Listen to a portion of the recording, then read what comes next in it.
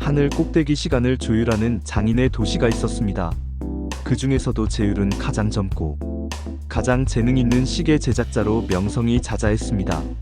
그의 작업실은 반짝이는 황금빛 부품들로 가득했고 그가 만든 시계는 단 한순간의 오차도 없었지요. 사람들은 그를 시간의 마법사라 불렀지만 제율은 그 칭호가 당연하다 생각했습니다. 완벽함은 나의 본능이다. 그는 거울 속 자신에게 늘 속삭였죠. 그는 다른 이들의 작업 방식을 얕잡아 보았고 조언을 구하는 법이 없었습니다. 어느 날 도시에 이상한 일이 생겼습니다. 제율의 시계를 포함하여 모든 시계들이 아주 미세하게 그리고 불규칙적으로 엇나가기 시작한 것입니다. 제율은 당황했습니다. 그의 완벽한 시스템의 균열이 생긴 것이었습니다. 제율은 밤낮 없이 문제를 해결하려 했지만 원인을 찾을 수 없었습니다. 그는 점점 더 초조해졌고 자신의 천재성을 의심하기 시작했습니다. 이것은 내가 풀 수 없는 문제가 아니야. 그의 자존심이 속삭였습니다. 그때 도시의 가장 구석진 곳에 살고 있는 오래된 조력자 선에게서 메시지가 왔습니다.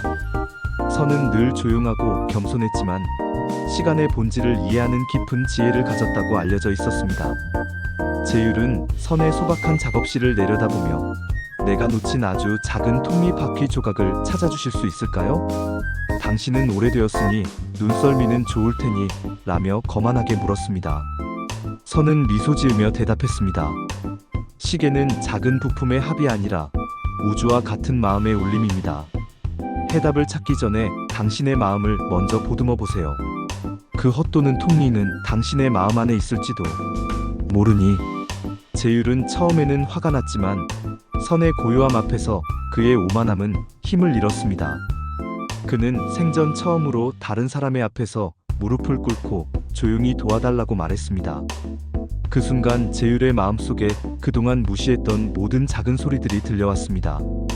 그의 동료들이 했던 사소한 제안들, 낡은 시계들의 미묘한 틱톡 소리. 그는 겸손하게 그것들을 받아들였고 비로소 시계 전체를 그리고 자신의 부족함을 볼 수 있었습니다. 제율은 고장난 부품이 아니라 시계를 대하는 자신의 겸손하지 않은 태도가 시간의 흐름을 방해했음을 깨달았습니다. 진정한 지혜와 미덕은 거만함이 떠난 빈자리에 머물렸고 그의 시계들은 다시 영원한 완벽함으로 울려 퍼졌습니다.